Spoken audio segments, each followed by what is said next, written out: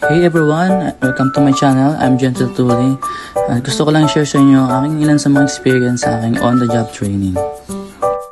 And first day ko dito sa Walmart Caloocan. Yan, dep store ng Walmart Caloocan. Kasi nga lang, sobrang higpit sa loob. Kaya ito, di ko kayo nasama sa loob. Dito lang muna tayo sa labas, guys. Second day, Sports Central ng Sun Mall. And after nyan, syempre, Chibugan yan. Chibugan kasamang mga OJ teammates natin. Yan. Food trip tayo yan, malala. Yan, third day naman tayo. Dito naman tayo sa MOA. Alas 3 pa lang, sa biyahe na tayo kasi galing pa tayong Santa Maria. Kasama natin yung tropa natin na si Mark Philip Calagay. Dep store pala kami ngayon ng MOA, kaya di na naman tayo makapag-video, guys. Mamaya na lang ulit. Syempre, after work, food trip. Yan, uwian na. Kaya si ni Ronald dyan eh. Kasi makaka-uwi na naman siya. Yan, ito pala kami nung uwian na. Sabay-sabay nga pala kami uuwi.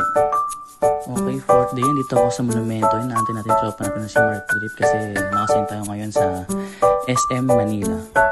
Yan. Dito tayo sa SM Manila, guys. Natin yung iba natin tropa. Kasama natin yan si Mark Philip. So, done na yung work. Kaya pwede na tayo makapag-chismisan sa labas ng store kasama ng mga tropa natin. December 21, nasa SM Little Headquarters kami. Grabe, sa mga pinakakakilig na araw para sa amin. Kasi, ayan, bigayan na ng ID. Grabe, tagal namin yan, guys.